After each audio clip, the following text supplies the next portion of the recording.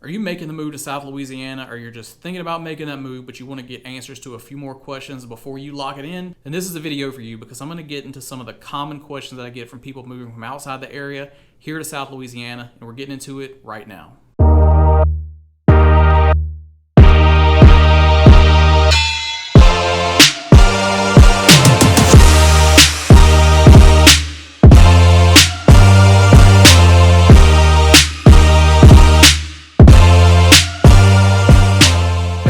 And welcome to the channel. If it's your first time here, then welcome. But before we get going, make sure you click that subscribe button and the notification bell, because I'm putting out videos every single week that are just like this one, all about moving to and living in the Greater Baton Rouge area. I am a licensed realtor in the state of Louisiana, and I want to be your resource for all things real estate related, so don't hesitate to reach out. That's my number popping up on the bottom of your screen right now, and every single call, text, and email is answered directly by me. Look, I love having these conversations with you guys, so if there's anything at all that I can help you with, just let me know. All right, so let's get right into this. There are some common questions that people tend to have when they're moving to Louisiana. So I'm gonna go over some of the common questions that I get, but if you have any other questions that I don't go over, feel free to hit me up in the comments or just shoot me a message.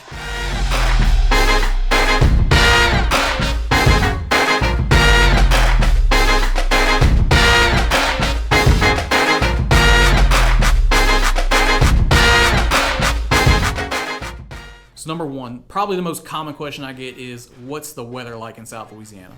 So the first thing that comes to mind is it's hot here. Most of the year it's pretty warm, and we have very short, mild winters. So if you're not a big fan of the cold, this could be a great place for you.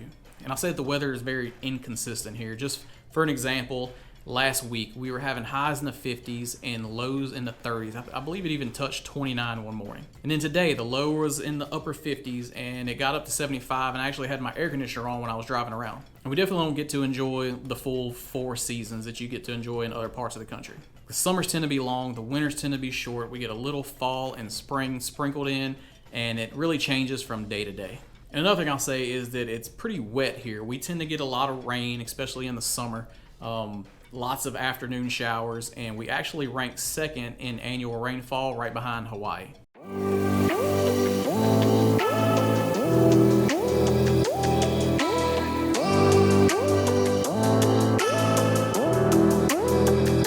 So the second question I get is, what's it really like dealing with hurricanes? Now I'll say this, of all the natural disasters that I can think of, between tornadoes, earthquakes, tsunamis, hurricanes are the one that I'll take over any other. The weather people can see hurricanes coming from far away, so we have lots of time to prepare. And in the end, it's really just some wind and some rain. Now obviously there are different levels of hurricanes, but I can just tell you from my personal experience, I've never actually had to evacuate to get away from a storm. I think we're far enough inland in the Greater Baton Rouge area that it has time to weaken enough to where it's not as big of a deal here as it is like down on the coast. Now, if you live further south, and especially on the coast, one's coming right at you, then absolutely I would pack up my stuff and go.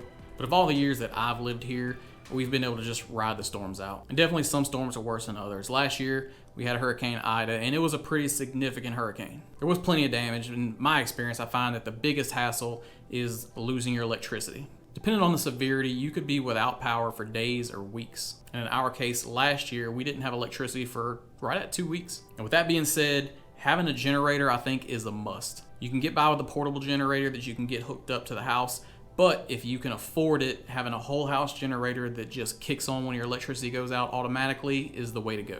Now, there's a fairly significant cost to having one installed and a fairly significant cost to running the generator, but if you can afford it, it's 100% worth it.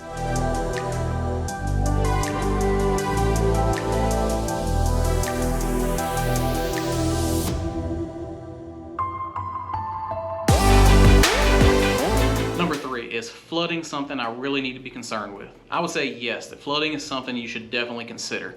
Again, in my personal experience, I've never actually been through a flood in all of my years here. I've had friends that have flooded, I've seen it happen all around me, but I've been lucky enough to never have lived in a house that flooded. Now, some areas are definitely more prone to flooding than others. Just for example, the lowest point in Louisiana is in New Orleans, and that's 8 feet below sea level. But any new developments are required to build so high above the base flood elevation. In our area, the main flood classifications that you need to know are A and AE.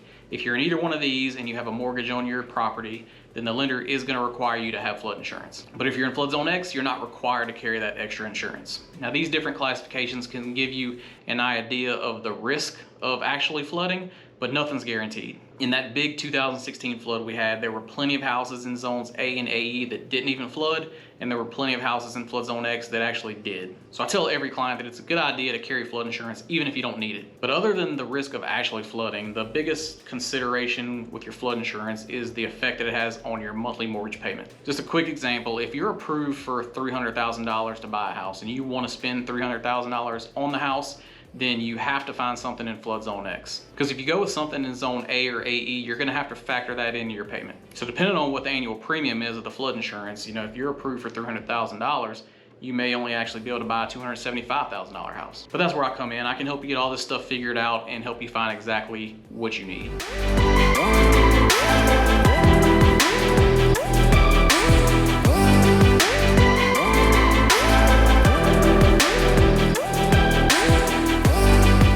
Number 4, is Louisiana safe? But this is a tough one. It's something I can't directly answer because it's such a broad question and it's completely subjective. What two people consider safe could be completely different. But again, what I can do is tell you about my experience. So I live in the Denham Springs, Watson area, which is out in the suburbs. And what I can say is there's nowhere in my area where I wouldn't feel safe walking around, or nowhere that I wouldn't want my wife and daughters to go because I felt like it was unsafe. Now, obviously, when you get into the bigger cities like Baton Rouge and New Orleans, there are going to be pockets where the crime can be higher than other areas. And I can't point at any particular neighborhoods or steer people to any particular areas, nor would I want to. But what I can do is, if you want to do your own research, I can send you some links so you can check out the statistics yourself.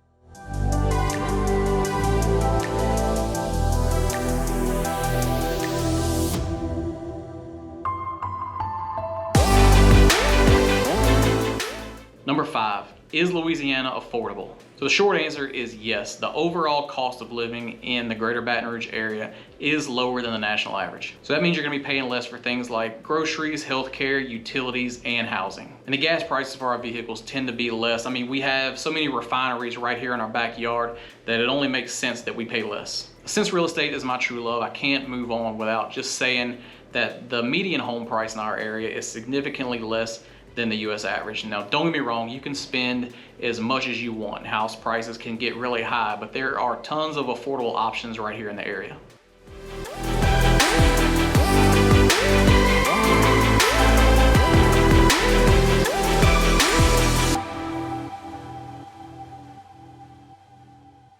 Number 6, what is there to do in South Louisiana?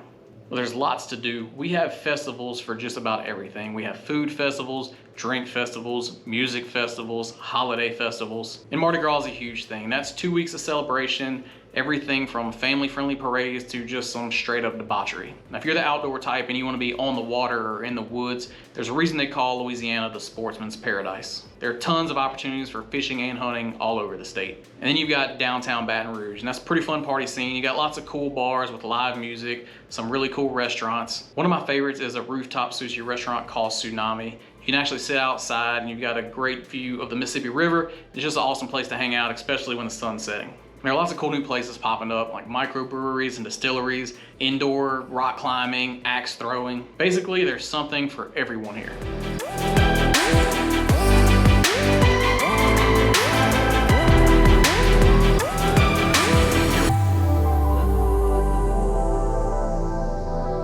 Number 7, how do I get started if I'm ready to make a move? Well, the good news is you're already taking the first steps. You're out here getting information, getting answers to your questions, you're getting an idea of where you want to be and who you want to work with. Spoiler alert, I'm your guy. Helping people with their real estate needs is my passion and it's what I love to do. So whether you need to make that move right now or you're just thinking about doing something in the future, my number's popping up on the bottom of your screen right now and you can reach out anytime.